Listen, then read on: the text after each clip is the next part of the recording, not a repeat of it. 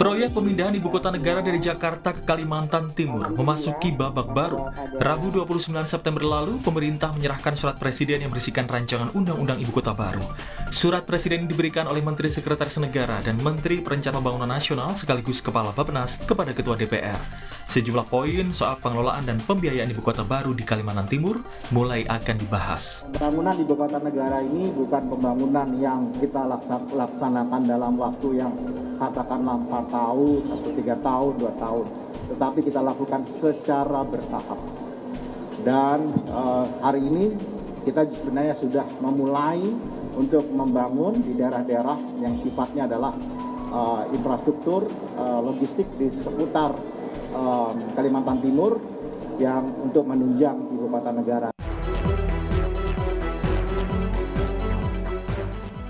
DPR mengingatkan agar pemerintah menjelaskan secara terang benderang kepada publik hal-hal yang menyangkut ibu kota baru. Kita harus bisa mensosialisasikan ke publik secara komprehensif tentang perlunya pemindahan ibu kota negara dari sisi ekonomi, sosial, efektivitas pemerintahan, termasuk mensosialisasikan tahapan-tahapannya dan skema pembiayaannya. Sebelumnya, Presiden Joko Widodo menegaskan pembangunan ibu kota baru di Penajam Pasar Utara, Kalimantan Timur tetap berjalan meskipun masih menghadapi pandemi COVID-19. Menurut Jokowi, saat ini sedang dilakukan pembangunan infrastruktur yang merupakan hal penting dalam membangun sebuah ibu kota negara. Karena untuk membangun ibu kota baru itu yang paling penting adalah infrastruktur menuju ke sana dulu untuk nanti membawa logistik. Agenda ibu kota baru ini tetap dalam rencana. Keputusan pemerintah yang kekeh memindahkan ibu kota yang baru di tengah krisis COVID-19 menuai kritik dari sejumlah pihak.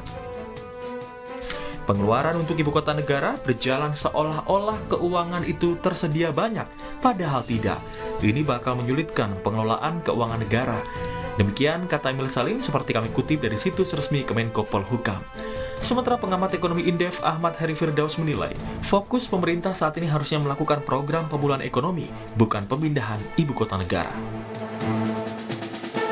Harusnya yang menjadi fokus pada saat ini adalah bagaimana pemerintah fokus untuk segera melakukan program-program yang bisa berdampak terhadap pemulihan ekonomi, seperti itu, mempercepat bagaimana supaya pertumbuhan ekonomi kita kembali ke posisi yang optimal, kemudian juga banyak membuka lapangan pekerjaan, mengentaskan kemiskinan.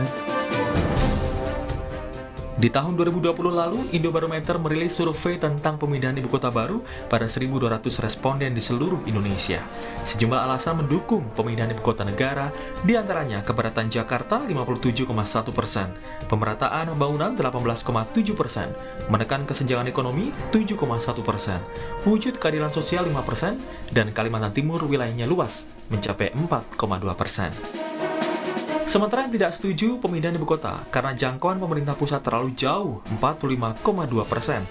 Biaya pindah sangat mahal 33%.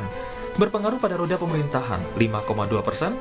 Kaltim bukan wilayah yang tepat 4,7%. Hubungan pusat dan pemerintah daerah di Jawa semakin jauh 4,1%. Dan ketidakstabilan ekonomi 3%. Mega proyek ibu kota baru ini bukan sembarang proyek.